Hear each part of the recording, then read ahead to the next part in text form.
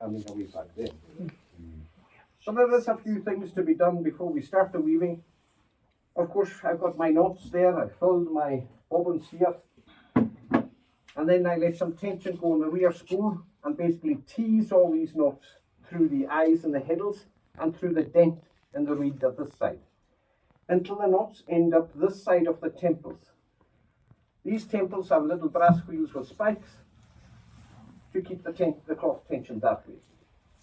And once I get the knots down here, then I can start my new weave. And once I've woven at least a metre of the new cloth, then I can cut the knots out. Somebody would like to pull the bottom half of that, both corners, stretch it out. There's the previous cloth, the long threads going out through the knots. Then take the knots through this side and then bind it together with your new weave. Of course, you've got a change of colour because this is the previous work, this is the new work. And then once you've got your new bit woven down this way, you cut this out. And that frees the old from the new, so to speak. This is the only piece of waste there is. But it's not waste at all per se, because once this annoys me by falling off these pegs there, I just bang it all into a bag and send it to the mill where they'll reprocess it. And just blend it in with similar colours. So it's no waste at all.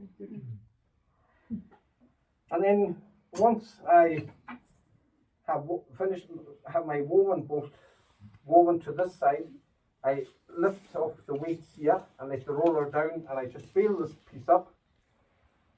This 150 metres will be about up to here, and there'll be over 62 kilograms in weight in this finished woven piece of cloth. I just tie a rope around it and put it to one side for the time being, and then I'll check it over myself and repair any broken threads. It just saves me paying the mills to do that for me. Then that'll get sent away to get fully washed and scoured, and then shrunk and processed like I explained earlier. Then the tweed will come back to me fully stamped, and then I sell it on to my tailors. The tweed are these 4 boards. 10 years ago they basically completely disintegrated, so I had to replace them with old new stock or new old stock. I don't know which way exactly around that goes, but stuff that my dad had kept safely to one side. But since then I've been able to find lots more. The leather here is about to go. Once it does go, because I've got no more room to put little nuts and bolts in it to keep it together, that will be replaced sometime this year as well. And then after all that, you're basically ready to start weaving.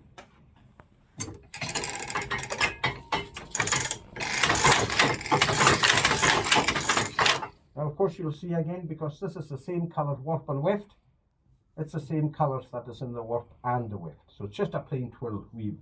If I wanted to, and was doing something more, like I'll explain next door, a pattern with more than one colour, then I have the availability to put up to 6 colours, 6 shuttles into the revolving box here, which is operated by a pattern chain here, which is the computer for that box.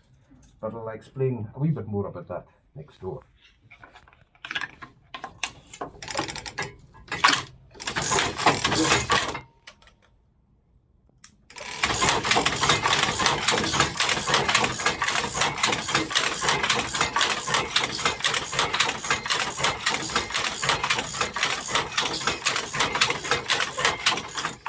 The shuttle is moving from side to side. It's been thrown out by these arms.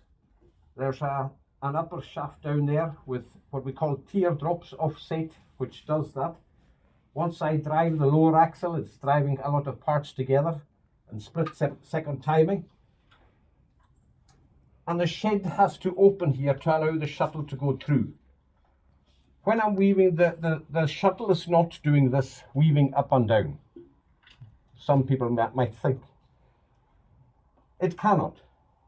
But because of these 4 heddles moving up and down, varying their position, that's what locks the weft thread in, creating that weaving effect.